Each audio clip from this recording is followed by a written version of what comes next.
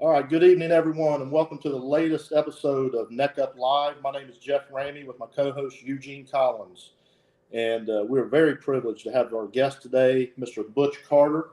Butch Carter is a graduate of Middletown High School, where he was named the Player of the Year in Ohio in 1976, but he is also the only basketball player in the state of Ohio to be named Player of the Year in '76, and he returned to his alma mater, Middletown High School, and became Coach of the Year. So he is the only person in the state of Ohio to have both of those honors. Butch went on to Indiana University, where he played for legendary coach Bobby Knight, had an outstanding career at Indiana University, and I do want to mention he is a proud graduate of the Kelley School of Business, which is one of the top business schools in the nation. Went on to be drafted by the Los Angeles Lakers in the 1980 NBA draft and had a lengthy career in the NBA, and then went on to become an NBA coach. So, Butch, so happy to have you, and welcome to the show. Well, it's glad to be here. I've watched a couple of your shows and like the direction you guys are going with the mental health. And I've been down to Portsmouth, numerous times. I mean, the first road game, overnight game at Middletown, we played at Portsmouth. Back then we used to play home and away, and it was 74. I think when we came down there and played. And I don't think I got to play that much in that game, but I got to play a lot more after that. And then when COVID hit, my youngest son, who was in high school in Toronto, they shut the schools down. So I took off and put him in Cincinnati Moeller. We lived down there for a year because he's a volleyball player, and I told him he needed to play, and he also needed to learn how to compete against the American kids. That turned out great. He was on a team. The team won the state championship. Josh was a backup player, but that was fine. The whole issue of his experience was awesome. And then I picked up the phone again one day by mistake, and Eugene was on the phone like, "Hey, man, come down here and see me." So I rode down to Portsmouth again, and took me a little barbecue spot that was okay. So after we got out of the gym. So it's always good to connect with people of Portsmouth, and I look forward to us having a good time. Yeah. Hey, Butch, growing up in Middletown, and I'm always interested. Obviously, you were different. And at what age did you realize that you were better? And how did you deal with that? The expectations and the pressure, and now you're being looked at a little closer. Was that a lot of pressure for you to handle? And at what age did you notice that you were different from everybody else? Well, from the time I was in fourth grade, I didn't lose a game until I got to be a sophomore in high school. Mm-hmm. So fourth game, we don't lose. Fifth grade, sixth grade, we don't lose. Seventh grade, we don't lose. Eighth grade, we don't lose. Ninth grade, we won a big tournament. And then the next thing I know, my mom's got a new job in Middletown. Mm-hmm. So, I played all those at elementary and junior high in Troy, Ohio. Okay. And I didn't move to Middletown until after my ninth grade year. And I never worried about what people thought. I knew where I wanted to get to, and I didn't listen to the chatter. I'm a little different. I compete to win. Like, I didn't coach for money. I coach to beat people. And, I think that I've got the tools, the life tools and the brain power between my ears to understand things that other people don't understand. And, when I talk to my old high school teammates, they're like, "Man, you were always on the fast break." Yeah, man, because I want them easy baskets. I mean, I got chosen to go to Indiana because it was Black History Week, and Indiana was in the C. We had another star named Vic Merchant. Better athlete than me, not a better basketball player. But I argued with them guys, I'm not braiding my hair up because it's Black History Week. Like, every day I look in the mirror, I'm gonna be black. And that's the recruiting trip that Indiana was in the gym. And I believe they came to see Merchant. We were an awesome team that year. We were unbelievably talented, undefeated until we got beat in the regional. We were like 6'9", 6'8", 6'6", 6'6". I mean, we were just brutally talented. And But I never, growing up in Troy is different than growing up in Middletown. Troy is a very integrated community, extremely good schools. Middletown is segregated by redlining. The immigrants that came to work at Armco Steel, the blacks lived on one side of the tracks. And Middletown was a tough environment for me to understand because I like people. And I had not grown up, even though my mom was in the middle of the civil rights movement. And we were, she gave me all the poetry that I learned, Langston Hughes, everything. But the issue is that I like people. And Middletown was a tough one for me because I just hadn't lived that super segregated life in Troy that was way things were in Middletown. And so, I think the first week of the season, my first year, I invited two of my teammates over, Bruce Helsel and Tommy Nine. They were white players. And like the guy said to me, like, we don't do that. I'm like, I don't know what you're talking about. My mom is used to us having our friends, and she cooks, and we eat, and it's something I'm really proud of. I've been a certain way for a long time, and I'm not bothered by color, but I'm really bothered by ignorance. Butch, what was it like playing for the legendary Paul Walker? He had some ties to Portsmouth before going to Middletown. What was that like? It was good. I surprised Coach because when I got there in May before my sophomore year, everybody's like, well, you're a good player, you'll play on the JV, and I'm like, I ain't playing on the JV. I don't know, but it was the local chatter, Right. because they wanted the local guys, and I think we went across the street because Miami of Ohio, Middletown's across the street to scrimmage that first year, and after those first two scrimmages, I thought I should have started. Coach Walker didn't start me, right? But I still averaged 16 points a game coming off the bench. And I was different from Middletown players that I was probably the first wing player they had that could run and shoot. And, in Middletown, I'm famous for, my bank shot. Like I grew up watching the Celtics and Sam Jones and them, and so I had a bank shot. And so I could shoot over people taller than me.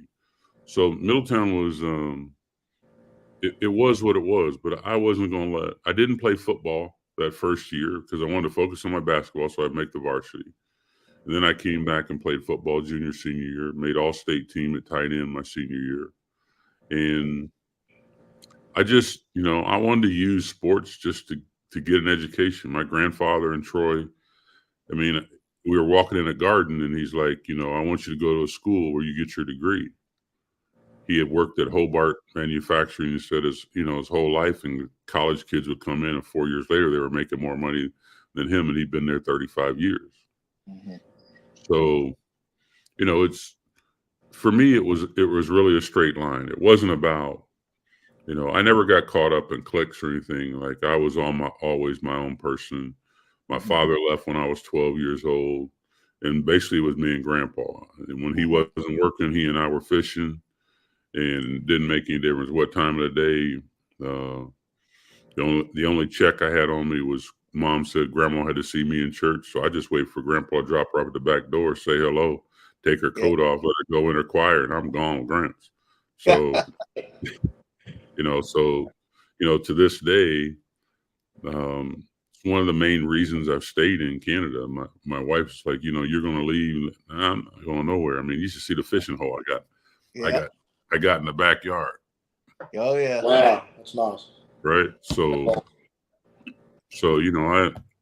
I fish early, I fish late, and I owe Ohio a lot because a lot of guys don't get out, don't have a chance to perform. Coach Walker let me perform, and Coach Walker recognized that I was different from the kids that had grown up in Middletown. And then what helped is the next year he hires a guy named Phil Bergen from Hamilton.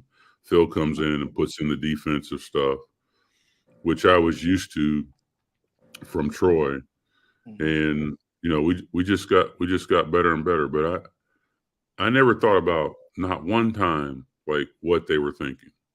Right. I had something I wanted to do, and I knew how to do it. And my main concern in Middleton was just staying out of trouble, staying away from the drugs, staying away from fights. That was the one thing I avoided. My senior year, I didn't go out anytime. I didn't want anything to accidentally happen that was going to stop me from getting a scholarship. Right. Well, Butch, it sounded like you had what I'd say, a very advanced mindset at a young age, very focused. Where did that come from? Comes from, having a very abusive father, and he leaves. And then when he comes to see me at a game, we lost the Little League football championship, and I'm crying, and he's raising hell at me, you're soft, and I just got so that I knew what was around me every day. We went to Middletown. We lived in a housing project, People's Place. I knew what was around me every day. And my mindset was, I'm not going to make the same decisions they made when they were 15 years old that put them in this spot today. And I'm very preemptive about stuff. I'm very, very preemptive. Like, life is real. Life is not church, right? Life is real. And for those kids that take it seriously, look, one of my biggest coaching assets, I look at a young man and tell him, you are screwing up your life. You can't tell me you want to be all this and you're up playing video games all night, or you're smoking cannabis. Like I don't go in the coaching room and say, well, he's not doing this. No, I look him in the eye and tell him with this deep voice that you are screwing up your life. And your life has value. The biggest issue we have with kids in mental health is that no one is willing to tell them that. Right? Like, Jeff, there's an air gap. All right. I know on a coaching staff, if you have a black player screwing up, most of the white players white coaches are afraid to tell him the truth. Right? Because they don't know if the kid's going to go and twist it. And I don't blame them. Right? But for me, everywhere I've coached, I've asked them, I need you to be selfish. And when I listen to your podcast about mental health, like, mental health is a very selfish thing that you have to protect. But no one tells the kids, like, you got to love yourself enough that there's value in your life. And that was a difference between me and all the guys I played with. Right? Like, the first year we had 2 awesome seniors, and every week in Middletown you have to do a eligibility card, and they were eligible every week, and they couldn't walk and get their diploma at the end of the year. And I said, man, that's not ever going to happen to me. And the librarian, Mrs. Pendergrass, and them on my study hall, whatever, I was in the library. My teammate Bruce Helsel told me about the ACT. I didn't know anything about taking the ACT. I took the ACT as a junior, and I just had people around me that saw I wanted something out of myself, and so they gave me those little tidbits of wisdom on how to manage it. And yeah, I was very serious for a long time because the only way for me to get away from where I was at was figure out where I wanted to go. And, that's what I went to Indiana, because he was graduating his players. Right? I mean, coach is yelling at me, you're not listening to a word I'm saying. Like, coach, I ain't going nowhere. I'm not going anywhere. I mean, I love this school, what the school has given to me. The ability to have Indiana University Kelley School of Business on my resume. I mean, it allows me access that other people don't have.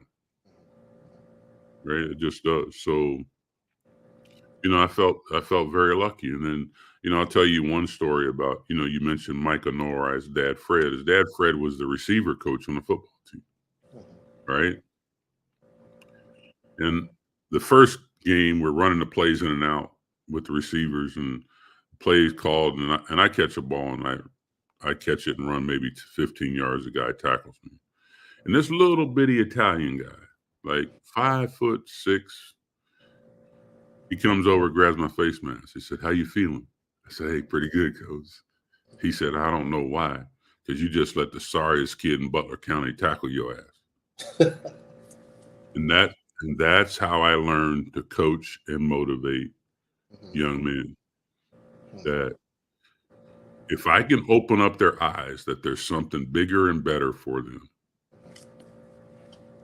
and then if I can give them the drills to show them how to get there, then they just take off.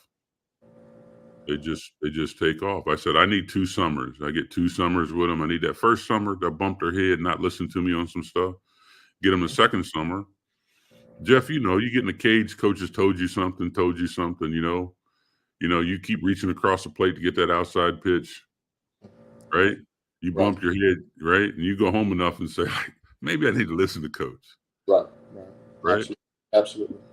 My form of coaching is a mixture of the truth about them being selfish, because if you give me 12 selfish basketball players on a team, I'll take the responsibility of everything else. But if they won't get in shape, they don't care about the team, they don't know how to communicate with each other. One of the things that jumped out when I watched your podcast was a lot of the mental health stuff is because this generation of kids in travel sports does not communicate well at all. Right? They got earbuds in. Doesn't make any difference which sport it is, right? So a priority at Indiana was over communication. And I've made it a priority from the standpoint of when I started. See, I always wanted to coach. So if you were at my library at my house, I've got every note of every practice in Indiana since 1976, the Lakers, the Pacers. Wow. So for me, I've always been a student of it. But the reality is that today's coaches have not adjusted to lack of communication, which is the start of some of the mental health issues. Okay. I think Gene's having some issues hearing. Well, my volume is on full. Okay. So I guess we'll move forward and maybe Gene can get that figured out. So I was looking back through your history. Your first 2 years at Indiana, you had some injuries. Is that correct? Yeah, I broke my 5th metatarsal the first day of practice as a freshman. Yeah. So I know, I dealt with some injuries, and honestly, I didn't handle it like I should have. Yeah. And we have athletes that are dealing with injuries, and you're always one play away from an injury. How did you handle those 2 years and being injured and in rehab and not being able to play? Well, I was one of the first recorded basketball players that had a broken 5th metatarsal. Most of the time they were putting a pin in it. And we decided to let mine heal on its own. It did, but the problem is I was in a full cast. So I didn't have that mobility in the day's cast, walking boot. And so I really struggled with my Achilles when I came back. The disappointing part for me was that Bob Young, the trainer, kept asking Coach Knight to just redshirt me because we had 6 freshmen and he wouldn't redshirt me. So the mental health part wasn't the right path. Would have been for him to redshirt me. Right? He redshirted everyone else that got injured. He did not redshirt me. And I come in as McDonald's All-American and in his school of business. And so that really ended up being the tough part. It wasn't the mental health part was, you get put in a situation, and when someone could, with the stroke of a pen, say, yeah, we'll give you another year, and but he wouldn't, then, I think things turned out great for me in Indiana. But if I'd have had one more year, I think I would have been drafted higher. Yeah. Because I led the Big Ten my senior year in field goal percentage. I saw that. So, So in the 1980 NBA draft, I know there's only 2 rounds in the NBA draft right now. How many rounds were there in 1980? I think 3 or 4. 3 or 4. Okay. 3 or 4. And I was out bass fishing during the draft. And when I come off the lake, my buddy's phone's ringing. What's wrong? Well, you got drafted. Jerry West is trying to find you. I never forget my roommate calling me. He said, "You dummy. Jerry West is trying to catch you and you're out fishing." So it was my way. That's my my quiet place when I'm on the water. Mm-hmm. So is that kind of where you go to decompress? And all the time. I mean, look, guys, if you can tournament bass fish, all right, you can coach. mm-hmm. When you go tournament bass fish, you don't know where those lunkers are at. Mm-hmm. When you coach, you see all the moving parts all the time. And my grandfather taught me that it wasn't going fishing, it was catching fish. Mm-hmm. So normally I'm in the boathouse an hour before sunrise and prep everything. And then when I go hard, and I'm not disappointed if I don't catch anything. Mm-hmm. You know, it's just a great place for me. I rigged out a Kawasaki Sea-Doo. I can get on any lake. I can get in between the rocks, in the grass. It just gives me so much more mobility than a bass boat. Mm-hmm. So you played in the Big Ten. You go to the NBA. What was the adjustment going from Division I basketball, tough conference, the Big Ten, going to the NBA? The cream of the crop.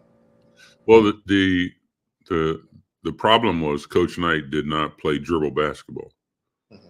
So it's pass, set a hard screen, guy come off, catch and shoot. And the NBA is a dribble basketball game.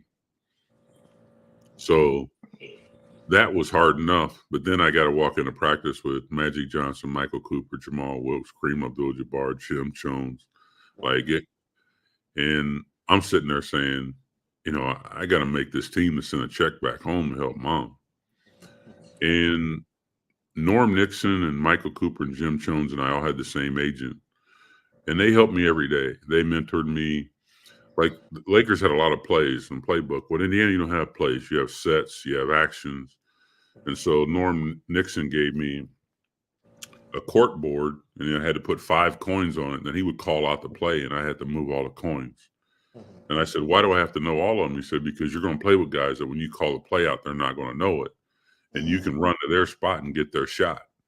Wow. So I was very fortunate that I had some old guys that looked after me. But training camp was tough. Palm Springs, it's 105, no air conditioning in the gym. Pat Riley is just a dressed up version of Bobby Knight. And you got to go all in. I mean, you have to go all in, everything, weight, stretching, rest. You have to go all in, because that's when I realized that the good Lord put some people on this earth that are just born different. Right. But I also, Magic Johnson's the greatest leader I've ever been around. And he cared as much about winning as he did about the 11th and 12th man on the team. And that made the adjustment a lot better.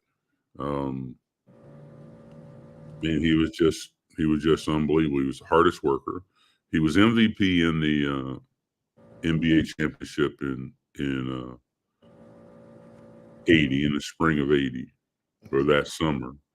And then we have to run a mile in between practices in Palm Springs, and I couldn't catch him. Mm-hmm. And I'm running for my life, and but I could not catch him. So, I felt very fortunate, but I never thought I'd play in the NBA. I didn't go to college to play in the NBA.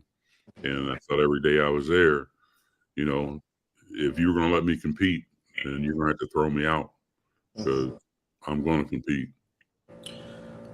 Was there ever a point where you didn't feel like you belonged? Yeah, is when I walked away in my 6th year. I had a guarantee on that year. Hubie Brown and I got into it. My brother Chris was going to be starting and playing for Ohio State in 86. And the game on Saturday was the day that training camp started, right? So, I'm the oldest, Chris is the youngest, and I had to be there at that game. And I was late coming to camp. And so Hubie got on me, and then he wasn't going to play me in exhibition. The one game he did play me, and I think I torched San Antonio. Then he was really mad. But before I left to go to training camp, my oldest son, Brandon must have been 3 or 4 then, he grabbed me by the leg and like, Daddy, don't go away anymore. And so, I just said, the heck with it, man. I can go see Chris play, and I can start on my second journey. And lo and behold, a year later, the Middletown High School job opens. And it was funny. People say, you can't get that job. So it turned out that I did. So it worked out. It really did. Butch, talk about, we've talked about this before. You really gave me some insight when I met you, talking about finances and money. We talked about all these NBA guys that's got all these contracts, and 3 or 4 years later they're broke. Can you speak on that a little bit? Well, the way it works is all the professional team owners, right? Major League Baseball, NBA, NFL, they all made an agreement with the IRS to tax the players at the source. Okay. Right? But that business model works very well for the NBA owner and doesn't for the NBA player. So your professional athlete, regardless of what the gross number is, the fact that they're even reporting the gross, right, should be a crime because it's a fraud. If they're saying a guy's making $50 million, nobody gets to take home $50 million except Elon Musk. Right. Right. So what happens is the whole business culture takes advantage of the athletes because they always let them talk about the gross. Right. Right. Now the business owner, he pays all of his expenses and then deducts all those expenses, and he pays his taxes off the bottom. Professional athletes pay their taxes off the top. Right. Okay. So generationally, all right, Jeff would have more access to proper financial people to help him understand that, look, that number they're telling you is a wrong number. Right? Like, man, I had never even thought about being a Republican until I got my first check with the Lakers. Right? Like, who's FICA? Yeah. Right. And so for me, again, then I called a friend, and his name was Alan Rachels. He was a partner in Crow Chiswick in Indianapolis. And I met with him, and then Crow Chiswick basically really helped form my financial life. So the first thing we did was incorporate, because incorporation, you take all your deductions and pay your taxes off the bottom number. All right. Well, they don't allow players to incorporate in any league. They don't allow them because they want to tax them off the top. Right. So now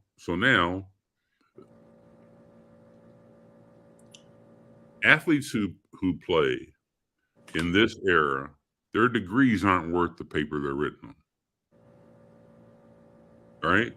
Okay. Think about it. I was shocked to learn that Indiana University had general studies. What is general studies? Right? Now we can move you around and keep you eligible.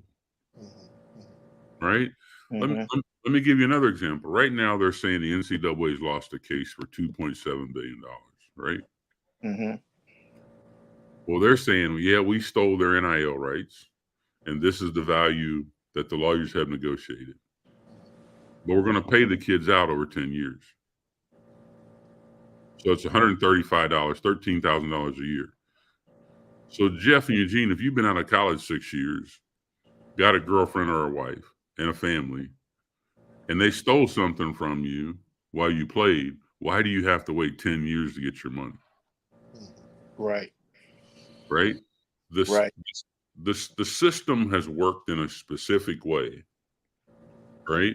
Mm-hmm. I don't believe that those kids will get 50% of their money because there's no collateral from the NCAA to guarantee the total payment. Mm-hmm. Right? So it's a system where the IQ, the education, the lawyers are all stacked up on one side at the collegiate level and the pro level. Mm-hmm. Right? So people talk about LeBron. LeBron took total advantage of the system. Whoever is on his team, they took over the Players Association and they structured the contracts so that it would be most advantageous to the star players. Mm-hmm. Right? Because David Stern, the current commissioner, they've had a team of lawyers who've been working on this file for 30 years. Mm-hmm. They've looked at every scenario. Right? But people don't think, well, Butch, there's no way the NCAA goes bankrupt. Well, they're getting sued almost a lawsuit every month. Mm-hmm. Right? Right. So at Indiana, I've kept this. It's a baseball card, but it's a picture of me, and it's Bank One. Right. Right. So Indiana was selling my NIL rights, and this current suit only goes back to players to 2016. Mm-hmm. So prior to 2016, what's going to happen? Are there going to be more lawsuits? There are going to be more lawsuits, but the reality is that when you have a condition that the athletes that are being pushed forward have a degree with zero value, it's like they try to tell me in Indiana, no, you're not going to go into school of business. You know, it's really tough. I'm going into school of business and I'm going to get through it without a tutor. Mm-hmm. No matter what that cost is to me time-wise, that's what I'm going to do. Right. Right. So from there, like I've always been good at math. I've already been good at math and concepts. Mm-hmm. So these athletes are not. And they're relying on the trusted agent. Right. Right. So think about it. Ohio State football is playing maybe $30 million in NIL. Do you guys know the agents are getting 25% of it? Wow. No idea that. Yeah, they're getting 25%. Right? But the schools don't want to have a collective bargaining agreement. So you're going to burn $6 million going to outside parties who have nothing but a financial gain off the side. So the issue at the end of the day is the system from the media is the biggest problem. Reports, he's making $50 million. No one is going to take home the gross unless it's going in a company. Mm-hmm. Right? When I came to coach in Toronto, my contract was with my company. Mm-hmm. And I was consultant working for the company. Mm-hmm. Right? So right. Someone said to me, like, how much are you making? I said, I'm making as much as the only guys making more than me are the top 20%. Because the gross was going into my company. It was set up by Crow Chiswick. So for me, you know, I think Crow first incorporated me in 81. Okay. Right. But if no one's teaching them, the American corporation is the most powerful entity that you can use with finance. It is the legal entity in which someone says, well, why should I incorporate? I said, well, when you drive today, every time you see a pickup truck, it's incorporated. I said, how do you think they sell $100,000 pickup trucks? Because the guy knows he can write them off. Mm-hmm. Right. So when COVID hit, my brother's calling me saying, you know, Butch, I said, look, what's really going on is that Trump if you lost money, you could go back 3 years. 3 years. Yeah, you can go back 3 years. But if you don't have a corporation, you can't go back. But for all those guys that have a corporation, they can go back 3 years and now deduct all of their losses. And the losses would not have had anything to do with COVID. Mm-hmm. Right? So, but when you're talking about, they're so busy, people pushing them to be, and it's the same problem with youth travel team, pushing them to be a star. They're not, no one has opened up their eyes to, like, the way the system is for the players as far as revenue, it's upside down. Now you come out of the league, you're out 2 or 3 years, you go through a divorce because now she's decided, wait, he's home way too much. I don't like Right. it.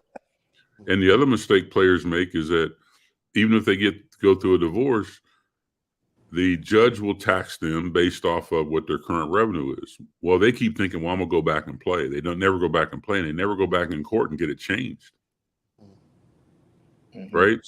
So in Canada, you cannot deduct your mortgage payments. Right? So everybody pay, we just pay our mortgage off. Mm-hmm. And they only give 5-year mortgages. Wow. Right? So what it does is that it cleans the balance sheet of all the banks on a regular basis. Where we've been told a 30-year mortgage and it's tax deductible. I'd rather just have a corporation, put all my vehicles in the corporation legally, and pay off the mortgage. Well, now when a recession comes, if you want to go get a line of credit on the house, you just go get a line and you're moseying along where everybody else is struggling. I just had this conversation with a friend of mine, a coach. They'd been in New Jersey. He said the house is appreciated like 400%. And she has a chance to transfer to Indianapolis. Said, hey, man, you got to get that gold out of that house. Mm-hmm. Because if we get any kind of recession and interest rates spike, then you would have lost that equity. Mm-hmm. So I'm a big believer in what we're being told is not the truth. Mm-hmm. The problem is not the players. The problem is the system they're put in. Mm-hmm. And yeah, there are dumb guys doing dumb things. Mm-hmm. But that's very insightful. You know, when you read all of these articles and, you know, guys get in the league and, you know, they buy a house and then they buy a mom a house and then they buy someone else a house in three different parts of the country. And, you know, you hear the horror stories about they've already spent all their money in their first contract and they're only 1 year in. Well, I mean, if I had to do it all over again, I'd play baseball. I'd play them, because if I'd have played them 162 games in 6 years, that would have given me twice of a pension I got now. Uh-huh. Right? I mean, the math. The reality is, remember, if they are taking general studies classes to get them through school, all right, they're not going to have any understanding of how much they're being paid. It's like I told my guys, when someone tells you, don't worry about it, we got it, that means you're getting ready to get ripped off. Yeah. Right? I mean, because there are just certain things you just have to. And the other part of you got to understand what's bad about the system is the agent can only get 3 or 4%. Mm-hmm. Right? So the agent's saying, like, this guy getting 50 million, I'm only getting 3 or 4%. And the agents and his egos, they're being told that you are the star, you're making him money. Mm-hmm. So they try to get into that other part. So now all of a sudden they bring their insurance guy with them. They bring the mortgage guy with them. Right? And what they're trying to do is aggregate up with different products. But the athletes are naive to, you know, just go play. You know, we'll take care of everything else. Right? Mm-hmm. And I don't feel sorry for them because you hear the NCAA talking about it, financial literacy. Man, you know, here's my right now. Let me tell you how wrong that statement is, and they're not doing it. All the collectives are paying the kids a gross with a 1099. Mm-hmm. When are they paying their taxes? Those pay their taxes quarterly. They're not paying any taxes. Right.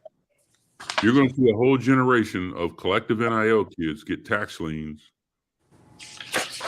their credit destroyed. And this is what's going on now. And not one podcast has said you have to make them pay the taxes. Right. Right. If you're a giver, if you're a donor, and for a collective, and you're doing it to take the tax deduction, right? The reason they're not doing it is that if they give it and withhold, right, then their nonprofit status goes away. Mm-hmm. So what they're playing is a flim flam game. Mm-hmm. Right. So think of all the athletes across Power 5 schools and all sports that are getting some NIL money. I'd be willing to bet less than 5% of them are filing their taxes quarterly. Yeah. So when they get that big pot of money and they spend it, and now when it's time to pay taxes, they have no money to pay the taxes. It's worse than that, because if they once they're in the system and they miss 2 quarters, then they'll give them a notice and lien them. But how are they going to catch up? Right. Right. Mm-hmm. And if kids making $200,000 or $300,000 a year in NIL money, he owes $80,000 on the 200 on federal. Once he gets behind 2-3 payments, how's he going to catch up? Right.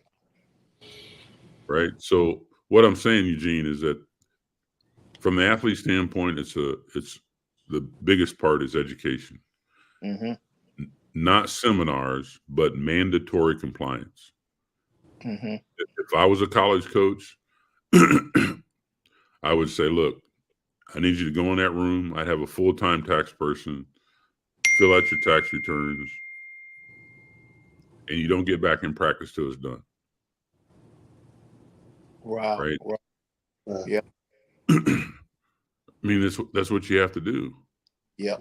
If you really want to do what's right for them, but they don't want to do what's right for them. They want to keep getting by, and their social presence is so large that the horde believes them. Mm-hmm.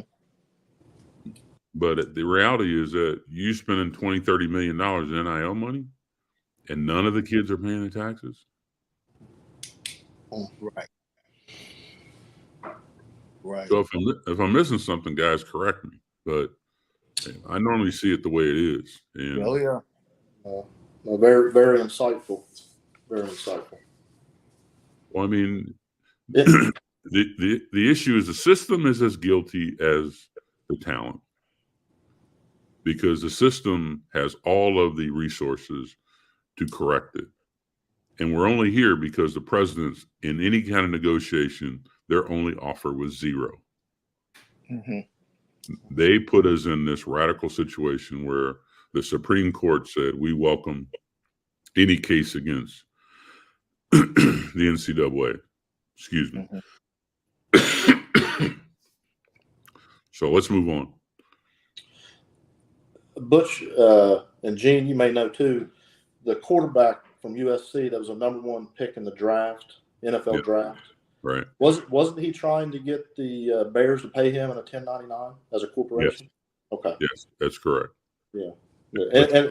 And the reasoning was just exactly what you talked about, right? Yeah, because you double the money. Yeah. Mm-hmm. You basically you're going to double your net money. Mm-hmm. Do you think that will ever happen? I made the suggestion to the Player Association that once an NBA player plays 10 years, he should be allowed to incorporate his contract. Mm-hmm. Right. But I don't think when they're talking to the guys in Washington Mm-hmm. that they'll approve it. Mm-hmm. Now, am I wrong on the endorsement deals off the court? Now they're allowed to, they form corporations to be paid for their endorsements, right? Is that correct? Yeah, that's correct. Well, if they're smart, that's what they do. So it's so do you think the current college athletes, as far as the NIL money, could they not do the same thing and form an LLC and be paid through the LLC? Yeah, they're being paid the LLC, but they're being paid the gross, and they're still not paying their taxes. Okay, I got you. Right. You still run into that wall of, oh man, I got 300. Right. You know, no, you don't have 300. Yeah. Right. You got to take 40% off of it just to give to the feds. Right. Yeah. Right? And they don't even realize they're going to be taxed in every state they play in. Yeah. Oh, wow. Yeah. You get you have 18, 19 tax returns you got to sign. Wow. Yep. And I would say, to go along what we're talking about, mental health and emotional health. I mean, it's tied into money, right, and finances. That's correct. It is. I mean, right. A better life is one without stress of finance. Right. Right. So yeah, you get hit with a $80,000 tax bill. That'll get you pretty depressed and anxious and nervous pretty quick on it. Well, I mean, think about it. Now you graduate and you're not a pro football player, and then they hit you with the tax bill. Mm-hmm. Mm-hmm. Right. Yeah. Right. That's what I'm saying. Why are they having to pay it out over 10 years with no collateral? Mm-hmm. Right. Well, what's the best collateral? I mean, the NCAA basketball tournament contract or the property the NCAA has in Indianapolis. Yeah. Because there's going to be other lawsuits they're going to lose. Mm-hmm. But the NCAA in 7 years is not going to be around. It's going to be called something else. Mm-hmm. So interesting. Very interesting. Yep. Butch, you played with Isaiah Thomas, correct? Yes. Coached Vince Carter, coached McGrady, Tracy McGrady. Yeah. Can you give us a little bit? They were different, obviously, into their mindset. What made them different outside of the physical tools? Their constant will to compete. Mm-hmm. Right. They weren't playing basketball for money. Tracy was, but once I got Vince to understand I needed him to be selfish in his training. Neither Tracy or Vince could dribble or score with their left hand when I got them. And I went back to all the high school drills, micing, a new drill called extended micing. Well,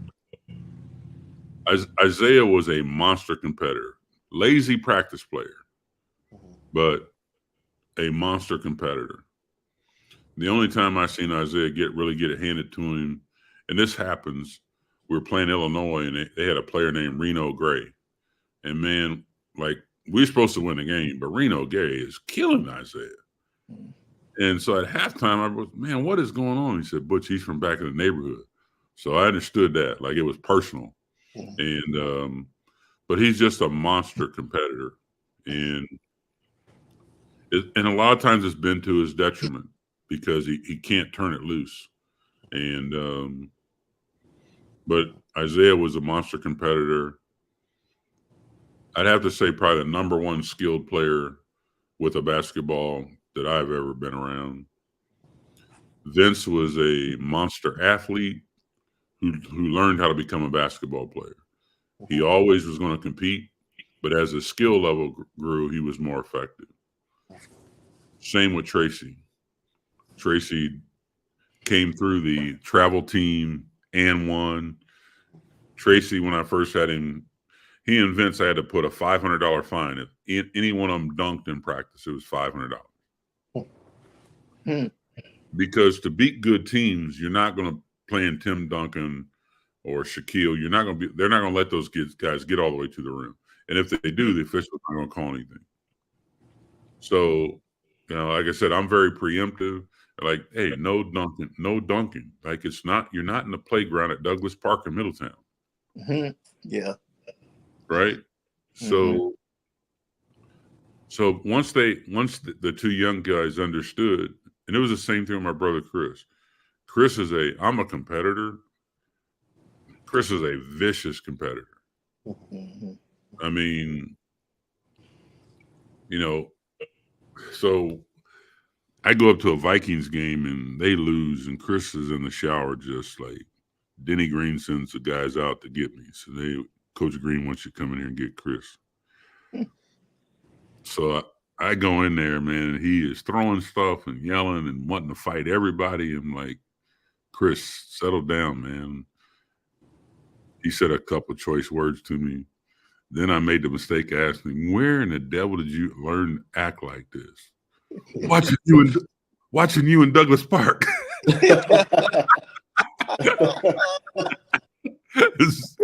So, but Chris, just a staggering competitor. He and Isaiah are still best of friends because when I was at Indiana, Jeff, my brothers were with me all the time. If they weren't in school, they were over in Bloomington with me. And but Chris he's a deep competitor, and he's not. And as he grew up, it was his competitiveness showed in his workouts. He actually kept striving to be the best. Whoever they said was the best, every ball he caught, one-handed, two-handed, was to show him that he was just as good. But when I coached the Raptors, we were playing a national TV game, and it was after the season, and Chris was up, and the ball boy comes in and says, "Your brother Chris wants you to come out and play one-on-one with him." Right? So I go out there, and he throws the ball at me kind of hard. I'm like, "What's going on?" He said, "No, we're playing one-on-one." I said, "Man, I'm too old to play you one-on-one." "Oh, no. You wasn't too old when you was beating my ass when I was 6 and 7 years old." Like, he said, "I don't care nothing about this TV game. You taking this ass whooping today." So I was watching a station up here, and they were talking about that game, and then they actually had clips of me and Chris playing one-on-one. So it was kind of funny. So he said, "Man, I done waited too long for this day." So he said, "Man, you're an all-pro wide receiver, man." "Oh no, you didn't care nothing about that when I was little." So he's a Hall of Fame wide receiver. So my question is, could Chris Carter have played in the NBA if he would have chose basketball? No, he's too short. Too short. He's an in-between size. Yeah. Right. They actually told him you can play football and basketball at Ohio State. And when I found that out, I really raised hell because, like, no, man. Chris went to 5-star, had a great week of 5-star. But I told him, you're not a 1, you're not a 2. You're just an athlete. And you need to focus on football. And so he told him he wasn't going to play. And I think for the most part, things worked out with him playing football. Yeah. So I don't know if you get a better ending than he got. Oh, yeah. He's one of the best ever. One of the best ever. And he talks a lot about you being his mentor, and am I wrong saying father figure? Oh, I mean, we've been doing it since I was 12, and I'm a little more than 12 right now. Yeah. Was that something you consciously did, or did it just happen that way, that you set out to be a good role model and looked out for him? Well, Jeff, I've seen what the bad guys did. The issue was I was just being totally selfish. Like, I wanted to protect myself and my family. Yeah. Yeah. I mean, it's right. Like, I seen the light, and it wasn't doing what them other people were doing. Yeah. Right? Like, I don't want to live in the projects. Right. You know, I want out of here. Yeah. You know, and ever since I made up my mind to do that, things have worked out. Things have worked out pretty well. But you know, it's we had lots of help when mom and dad split up. We moved in with our grandparents, which kind of helped. And Grandpa was retiring from Hobart, so he and I were together all the time. And you know, he had an 8th grade education, but he built his home. Like I just have had a lot of good people. Mrs. Evans, my English teacher at Middletown High School, Mrs. Pendergrass. I just had a lot of good people point me in the right direction when I needed it. Man, it sure has reflected, because you know your career, from not only being a player, coach, you know, you get into patent of a car part, which again, that was an amazing story. You told me about the whole car part deal, which a lot of people don't know that, but you know, you can speak on that if you would like to, but that was an amazing story as well. Well, the nexus for when I left the Toronto Raptors, they thought I would take a discount on my contract to go coach somewhere else, and I wasn't willing to do that. I had split up with my first wife, but I had custody of my boys, and I had to work something out with her. So Fred nor I recommended Butch move them to Indian Hill. Indian Hill's got the greatest public schools, got Cincinnati Moeller Catholic School, and that's what I did. And then I bet on myself. I bought a business outside of Toronto, a little place called Oakville. They had a technology for the blower control for General Motors in Delphi, and they couldn't get it to work. So I bought the company, and 2 years later, I was Electronic Supplier of the Year. I got 6 patents on the blower control called a linear power module. Wow. So my company, me and my engineers created electronic climate control. So before it was click, click, click, low, medium, high. And now that you can spin the knob was the foundation of linear power modules. So we did that back in 2001. GM and Delphi were not very happy that I snookered them and ran to the patent office. But it worked. I mean, we made 14 million units with a failure rate of less than 3 per million, which would be anything under 100 would be considered world class. And it really ended up setting the baseline for me spending more time in Toronto. But for me, I did not want to abandon my boys and go coach another Vince Carter or Tracy. So I had to park my ego and just say, you got to become a regular guy. And so I would take off and run, go to Cincinnati on Thursday, come back on Sunday, be in the plant, do the same thing over and over again. They could put on my calendar all their events. Brandon played in the band at Indian Hill. Blake played football at Fuller. And I just decided I didn't have a dad around. I need to be there for them. And that's what I did. And I never looked back. I get the itch every March, all the jobs open, but it's just an itch. It's not anything sincere. So, yeah. Well, Butch, I'd say you're far from a regular guy, and I can't imagine anyone being a better example of what a student athlete really is than you. Well, it's just, I understand it, but the choice I made to go through that school of business, I can't tell you how I got the Delphi deal done. I sent the guy a letter. My name's Butch Carter, former head coach of Toronto Raptors, with my resume. And could I have 15 minutes to talk to you? Because I needed their approval to buy the company. And the secretary called and said, "Are you really Butch Carter?" I said, "Yeah." And she said, "Well, he's got time for a phone call." I said, "No, I've changed my mind. Can I come in and see him?" All right. And I think he thought he was selling me a rotten onion, right? Because they couldn't get it to work, and Delphi didn't have the time for their engineers to figure it out. We had the thing working in 90 days. And I basically ran an ad in the immigrant newspaper in Toronto for electrical engineers. And I found 2 guys. They worked their regular job. My wife would cook dinner. And over dinner and 3 or 4 hours a night, we were going over the schematic. And we figured it out in 60 days. When we put it in testing for 30 days, it worked. And Delphi had a hard time dealing with me because they weren't used to anyone being as preemptive.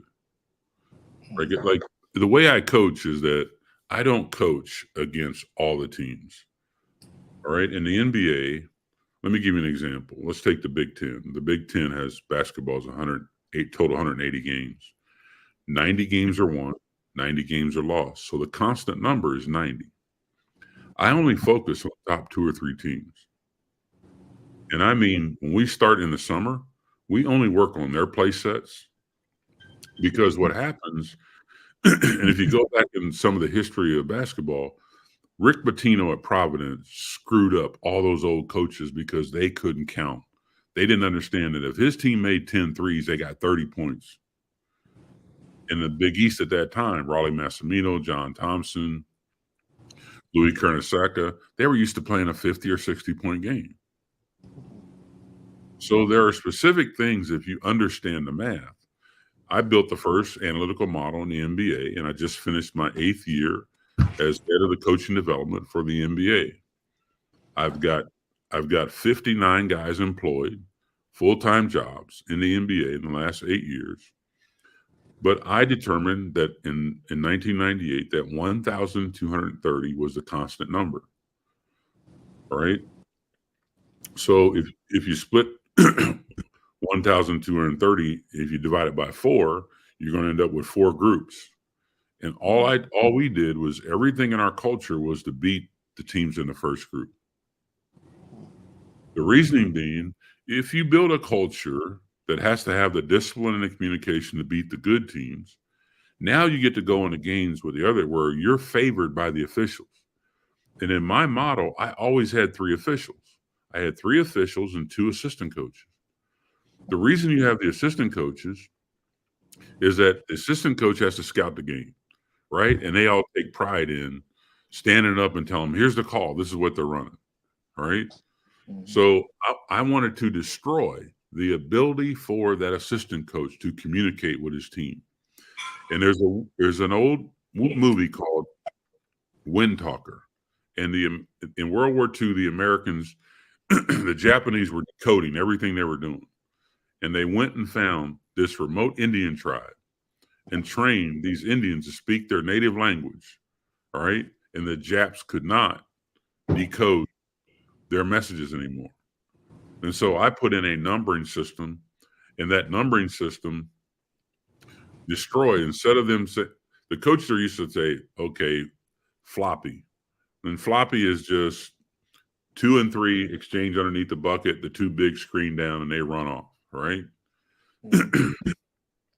So I put in a numbering system that the players could call on their own, all right? And it's so late, they wouldn't call it till half court, because before, the assistant coaches were intercepting the call when they were inbounding the ball, which gave them time to translate it. So what I found is that in every process, all right, there's an air gap, and you have to find out where that gap is. And that's where the extra value is. All right. It's no different, Jeff, that if you had a coach that was brilliant, all right, at picking up pitches, right?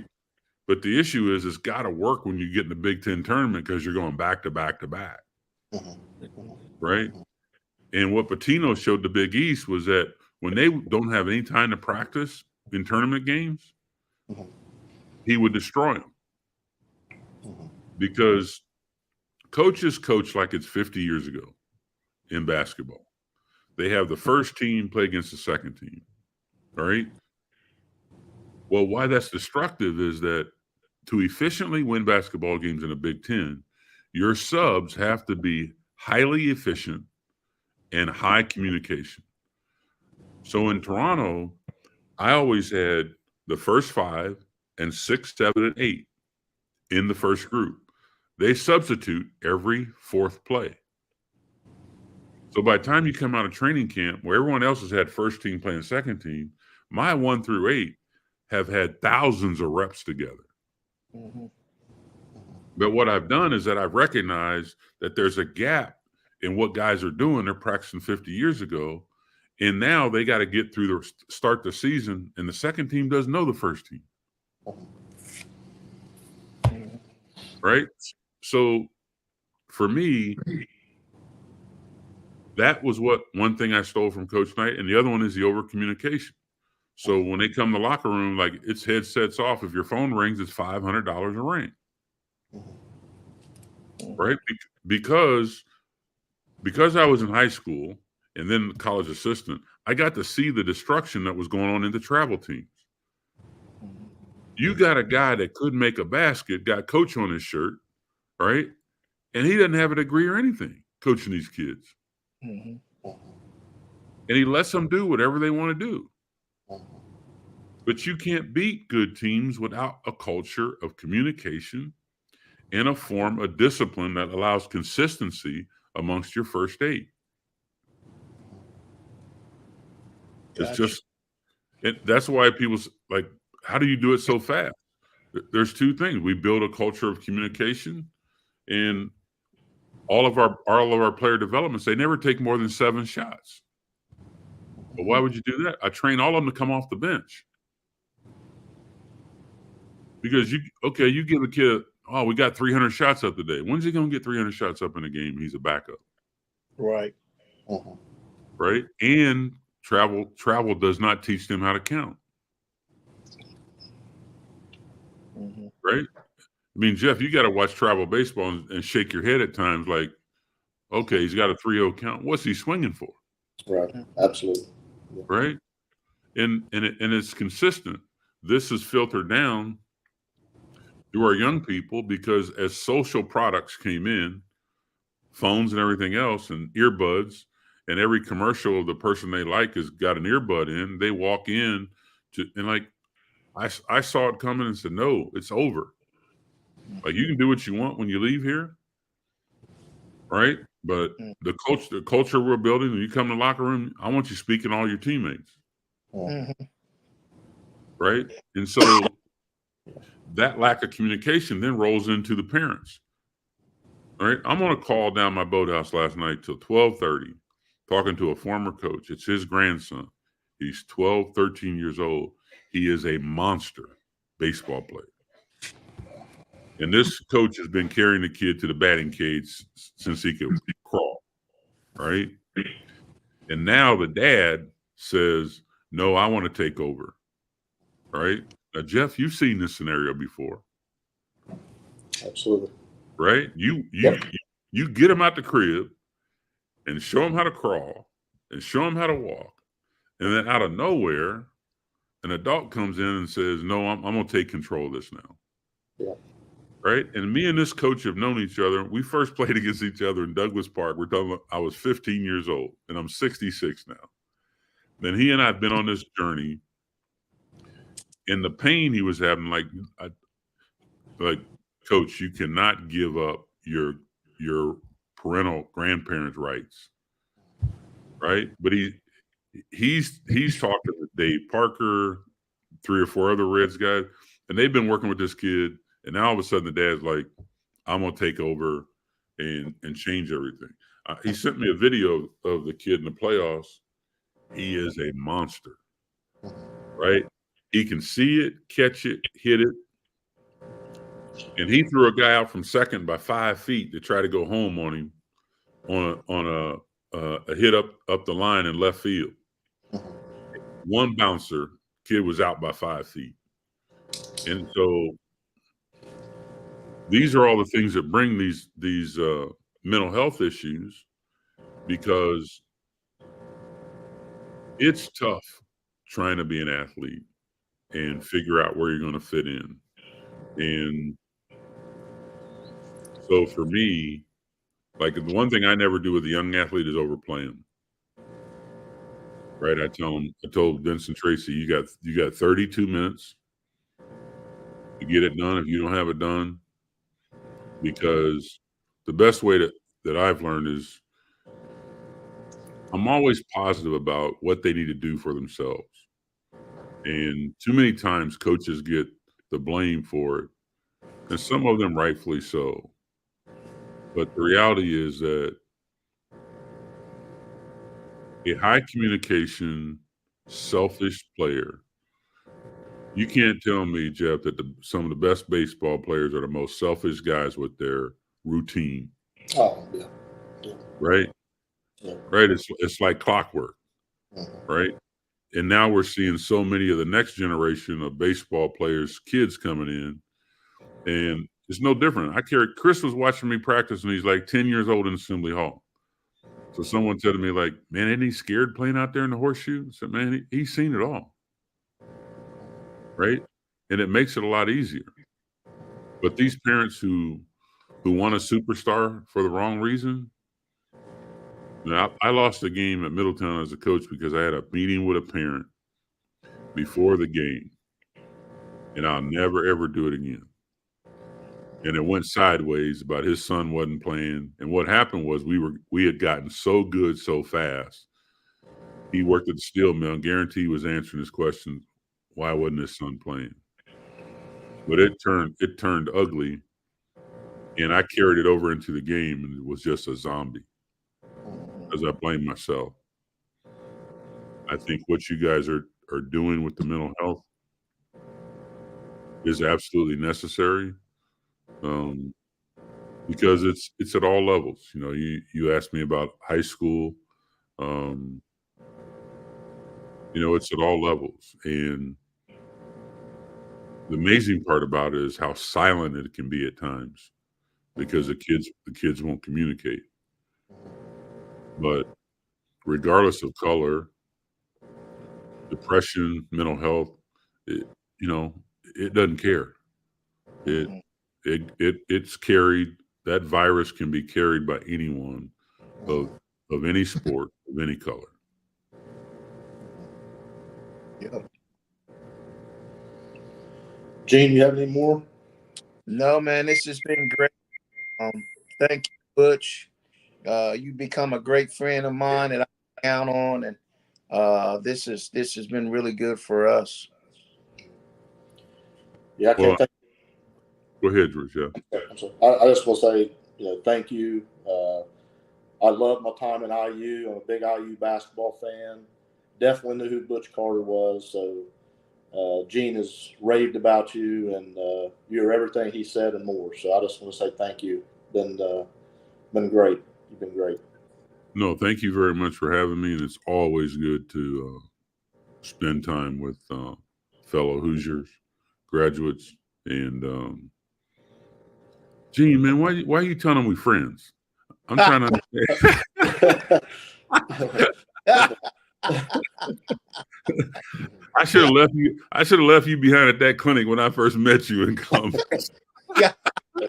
That you put me to work. Yeah, I put you to work. That's right. Yep. I had to see what you knew, but yep. I think you learned something coming out of it. Absolutely. So, no, I like I said, I played in Portsmouth when I was 15 years old, and then Gene's had me back there, and I'm happy I can do it for you. If I can ever help you guys out again, be more than happy to. All right. Thank you, Butch, again. Thank you, Butch, and go catch you a big fish. How about that? Well, tonight we're going to the restaurant, so the walleye is going to be filleted. So he's not going to come out the lake. So take care. Yeah. All right. Thank you, Butch. Thank you, Butch. You're welcome. Bye, guys. Thank you.